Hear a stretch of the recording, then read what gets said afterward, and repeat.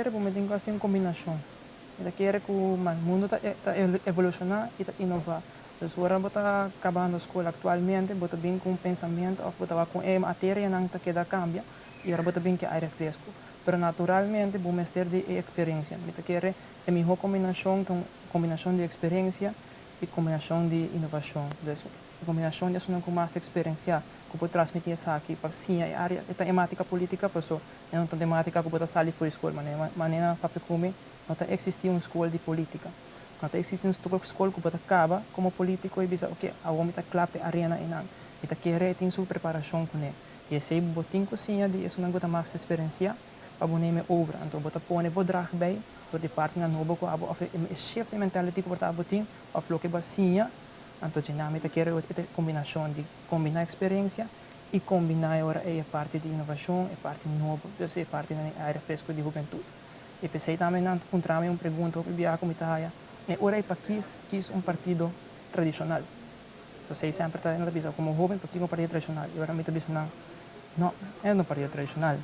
Então, se é um partido tradicional, não tem cambio, não tem vogo para inovação e evolução do que jovem não capacitar e dar espaço para dentro do partido para desenvolver na mesa. Então, não está combinar avaliação e o que está experiência, mas que gana de inovação e evolução. Então, agora, agora me acercar-me, bisa, me toma o reto aí também.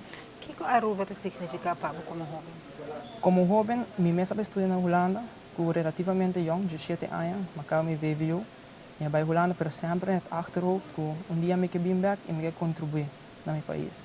De que maneira comportar, para contribuir para ir adiante. Então, eu quero mais na Holanda, na Nijmegen, e não preparar-me mesmo na área de economia, bedrijfseconomie, não especializado em finanças. A parte de ser mais algumas coisas vagas na international management, negotiation and peacemaking, e também fiscal, economia fiscal real. Então, eu preparo-me mesmo na área como eu vou bem para contribuir de uma maneira. E particularmente, mas bem na 2020, né, durante a pandemia. Qual é o tempo de mais difícil que a Aruba passa dentro, a temporada está a aplicar para um projeto de werk na SUB, para o que está em manejo de tempo e longo subsídio. Minha lograr a posição em Nana, junto com um colega, mas bem de cerca, com a administração, o controle e o manejo de lo que é longo subsídio, mais de 39 mil pessoas por temporada não com tanta dificuldade para perder trabalho. E esse é um interesse mais grande de mim, que se eu posso contribuir de maneira de meu trabalho, eu posso contribuir também, eu sigo contribuindo na Aruba, para ajudar a Aruba adiante.